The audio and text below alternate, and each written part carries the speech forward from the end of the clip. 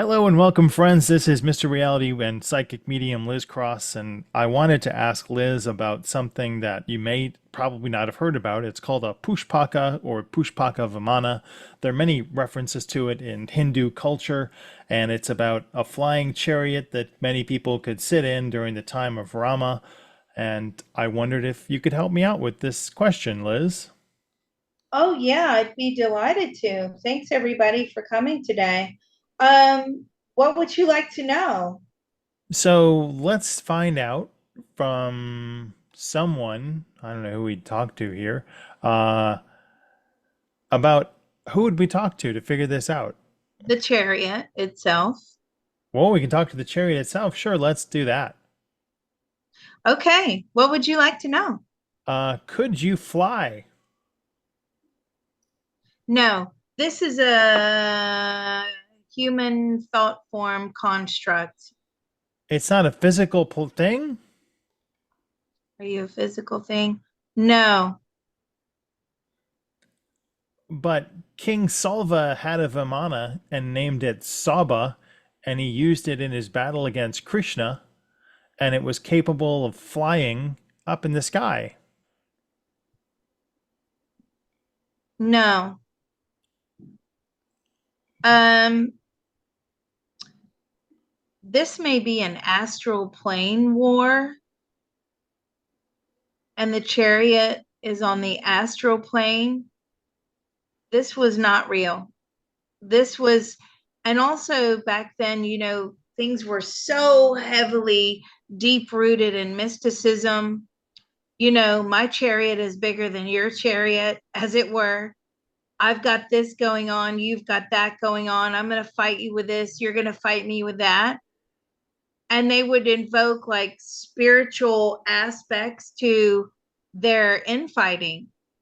Um, this chariot was not an actual physical thing. I do feel that one was built just to symbolize the chariot to make it seem more real. These guys were fighting a war on the astral plane. All right. Well, there were people, I think, that claim to have seen it, but I don't know how far back this was. And Eric von Daniken used this as one of the premises in his books, Chariot of the Gods, when he was talking about ancient Vimana. So you're telling me there's no real Vimana that flew in ancient times? Not on the earth plane. So let's ask this question, because I feel like this war was so spiritual as well. Did you bring in aliens to? Did you bring in aliens? I feel like there's a UFO component here. There is a UFO component. So now it's a physical and a non-physical thing. And did it have a specific species attached to it? Did you have a specific species attached to it? No. So I feel like they were praying and asking for someone to show this chariot, to show that they were fighting this war. And I feel like the aliens responded. Okay, now aliens are energetic. Oftentimes they can create things that are physical and non physical.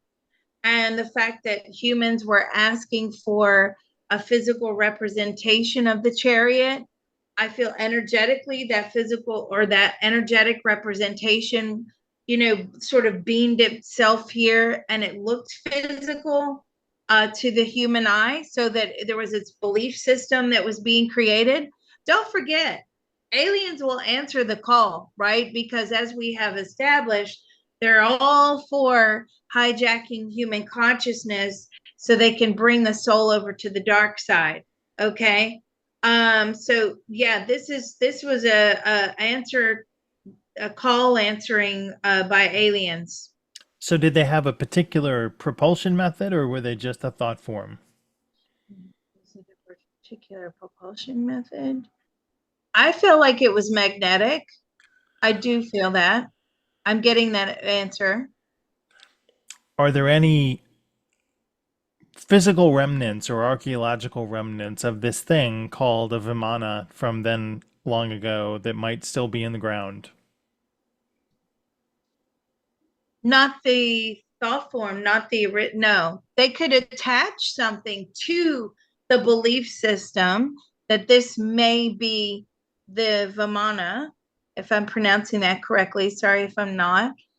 But the actual, no, I don't feel like there was anything physical here. Are they like scout ships or are they capable of interstellar travel? Are they scout ships? No. Are they interstellar travel? Yes. They are The, capable of interstellar travel? well, the people? No. The alien community? Right. Yes. What type of speeds could it cover? Or did it not move linearly as speed? Was it more like teleportation and portaling and subspace? All of the above. So lots of black holes were used to accelerate the speed of the energy. There was a lot of teleportation used. I mean, it's like moving across a grid system, and it's moving from, one universe into our universe. And by doing that, you have to go through the grid system. That's what the black holes are about. It helps you get through different areas faster. It moved faster than the speed of light.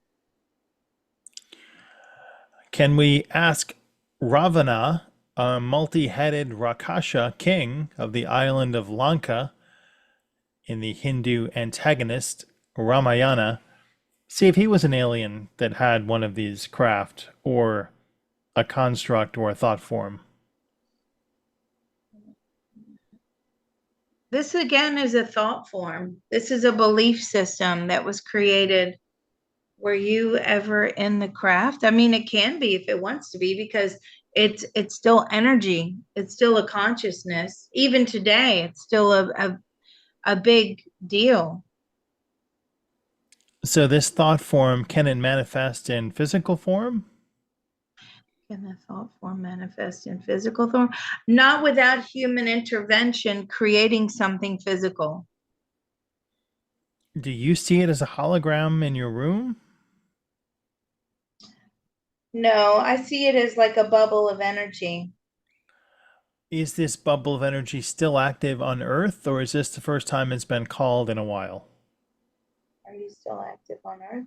I feel how this energy is tapped into is when humans are physically tapping into it.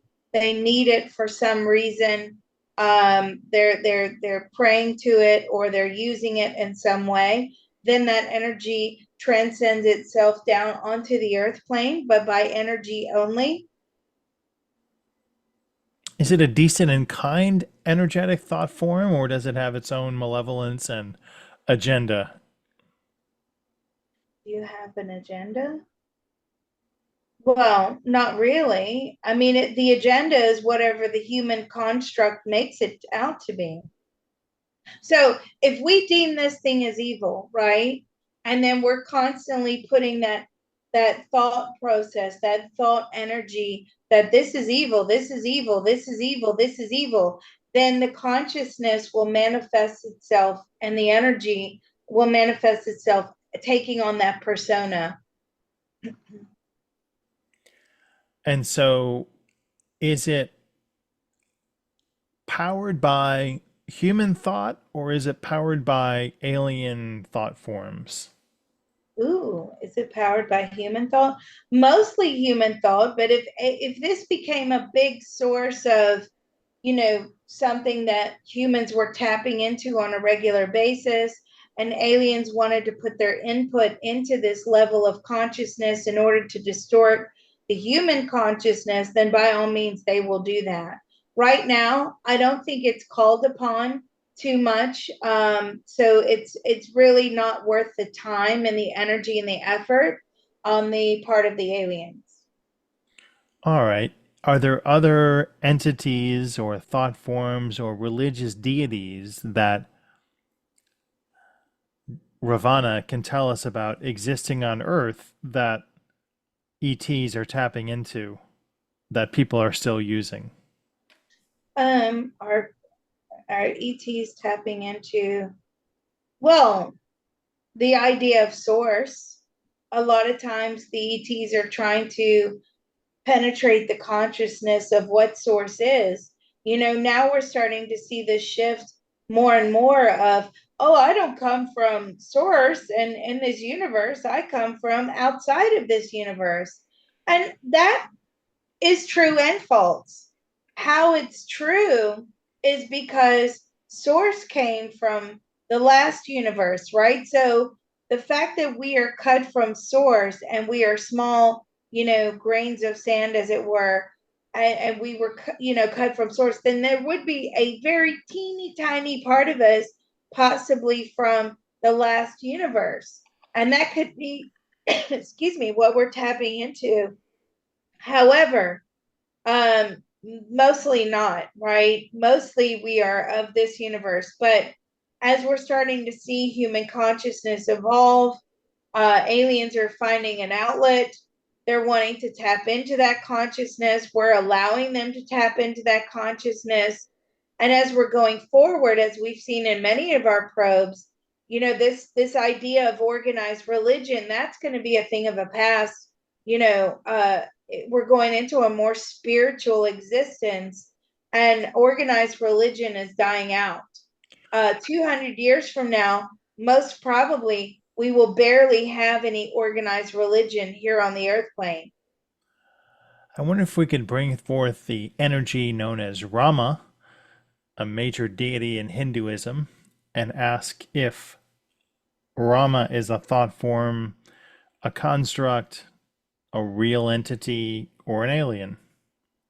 Is Rama a construct? It's an energy, it's a thought form, it's an energy, conscious mind construct.